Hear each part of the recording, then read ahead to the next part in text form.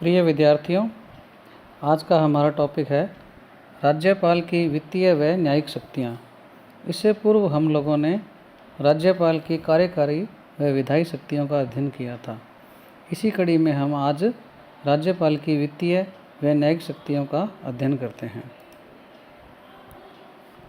राज्यपाल की वित्तीय शक्तियों के अंतर्गत सर्वप्रथम संविधान में यह बताया गया है कि आर्टिकल 202 के तहत राज्यपाल प्रत्येक वित्तीय वर्ष के आरंभ में वित्त मंत्री द्वारा वार्षिक आय व्यय का अनुमानित विवरण, जिसको हम बजट भी कहते हैं, उसको विधानमंडल के समक्ष रखवाता है। आपको मैं बता दूं कि भारतीय संविधान में बजट शब्द का कहीं पे भी उल्लेख नहीं है, बल्कि उसको वार्षिक आय व्यय विवरण के रूप में बताया गया है। ये क्या होता है कि आगामी जो वर्ष है, जिसको हम वित्तीय वर्ष भी कहते हैं, भारत में वित्तीय वर्ष 1 अप्रैल से 31 मार्च के मध्य होता है। तो सरकार को आगामी वर्ष के लिए जो भी आय करनी है या खर्चा करना है, उसका क्या है, वो एक अनुमानित विवरण होता है। तो राज्यपाल वित्त मंत्री के माध्यम से सदन के पटल पर या विधानमंडल के पटल पर रखवाता है। यह शक्ति उसको आर्टिकल 202 के तहत दी गई है। इसके पश्चात राज्यपाल की अनुमति से ही धन विधेयक जो है वो विधानसभा में पेश किया जाता है। धन विधेयक जो है वो राज्य की जो संचित निधि है उससे खर्च करने का एक विधेयक है। एक और विधेयक होता है जिसे हम वित्त विधेयक भी कहते हैं। ये हम जो फाइनेंशियल जो वित्तीय प्रशासन संबंधित टॉपिक है उसमें ये ज़्यादा डिटेल में आता है।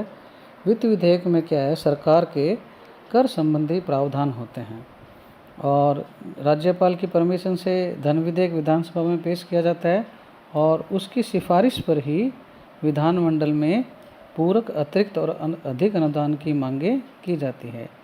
इसके बारे में थोड़ा हम देख लेते हैं कि पूरक या अधिक अनुदान जो है वो क्या होता है। देखो, पूरक अनुदान जो होता है, किसी मद में जो खर्च बताया गया है बजट में, यदि वो कम पड़ जाए तो उसके लिए एक्स्ट्रा जो डिमांड की जाती है उसको हम पूरक मांग कहते हैं। जब यह वित्तीय वर्ष के अंदर ही होती है तो उसको हम क्या कहते हैं, पूरक कहते हैं। और जब यह वित्तीय वर्ष के पश्चात होती है तो उसको हम क्या कहते हैं, अतिरिक्त कहते हैं। अधिक अनुदान की मांग जो होती है वो जब जितना सैंक्शन किया गया था रुपया सदन के द्वारा और उससे अधिक खर्च हो जाए तो उसके लिए अधिक अनुदान की मांग की जाती है। इन अनुदान की मांगों के लिए प्रक्रिया वही अपनाई जाती है जैसे बजट को पास करने की प्रक्रिया होती है। इसके पश्चात राज्य सरकार की जो आकस्मिकता निधि या आकस्मिक निधि है उस पर भी राज्यपाल का नियंत्रण रहता है।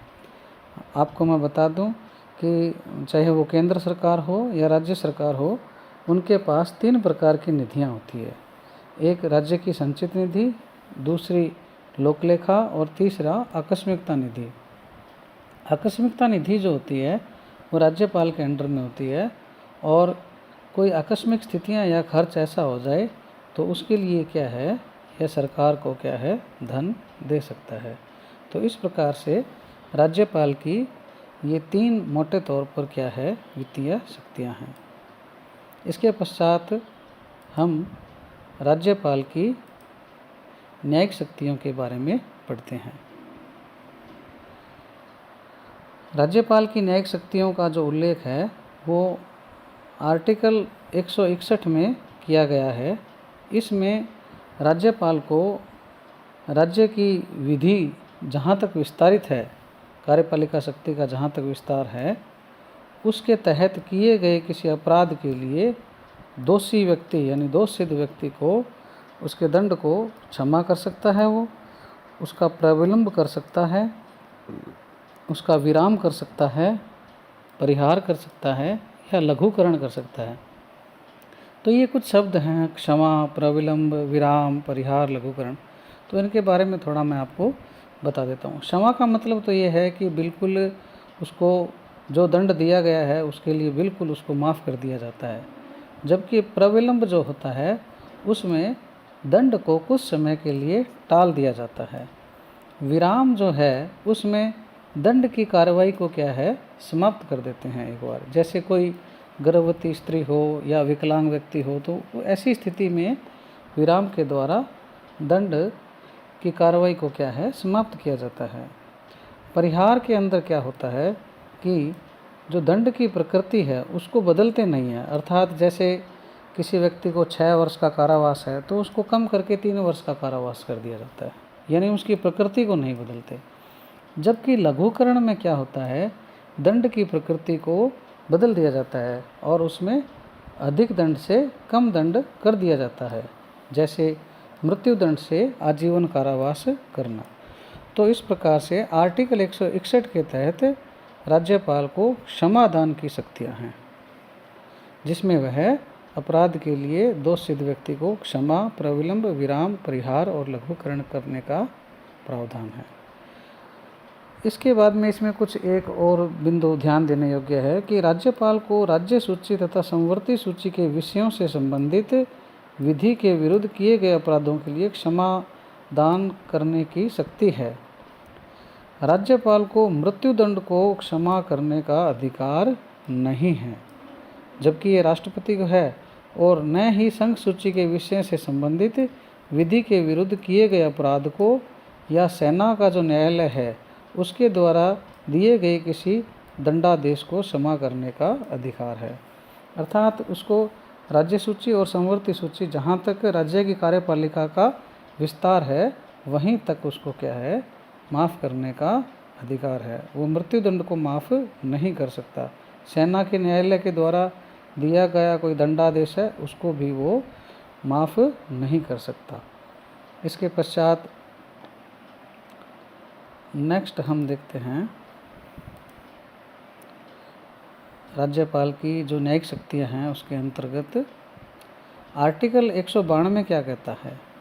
वो ये कहता है कि राज्यपाल जो निर्वाचन आयोग है, यहाँ निर्वाचन आयोग हमारा भारत का निर्वाचन जो आयोग है, केंद्रीय निर्वाचन आयोग है, उसकी राय से राज्य विधानमंडल के सदस्यों की निर्हरता अर्थात अयोग्यता से संबंधित प्रश्नों का निर्णय करता है। अर्थात जैसा कि आपको पता है कि विधायक बनने के लिए भारत का नागरिक होना चाहिए, 25 वर्ष की आयु होनी चाहिए, वो किसी लाभ के पद पर आसीन नहीं होना चाहिए, वो मानसिक रूप से दिवालिया नहीं होना चाहिए, दल बदल विरोधी कानून से में दोषी नहीं हो।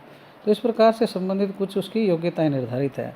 मान लो कोई व्यक्ति इस प्रकार से वो योग्यता धारण नहीं कर पा रहा हो या ऐसी कोई स्थिति हो, तो इस मामले में राज्यपाल निर्वाचन आयोग से परामर्श करता है और उसके बाद ही उसको अयोग्य या योग्य ठहराता है। इसके अलावा राज्यपाल उच्च न्यायालय के न्यायाधीशों की नियुक्ति के समय राष्ट्रपति राज्यपाल से परामर्श लेता है। तो इसमें क्या है, राज्यपाल का जो परामर्श है वो महत्वपूर्ण भूमिका निभाता है। इसके अलावा राज्यपाल जो डिस्ट्रिक्ट जज हैं, जिला जज हैं, उनकी नियुक्ति और उनके प्रमोशन में हाई कोर्ट को क्या है, परामर्श देता है। इस प्रकार से राज्यपाल की जो न्यायिक शक्तियाँ हैं वो इससे संबंधित है। और हम लोगों ने आज इसमें वित्तीय शक्तियाँ और न्यायिक शक्तियों का अध्ययन किया है। मुझे उम्मीद है कि आपको बातें समझ आ गई होगी।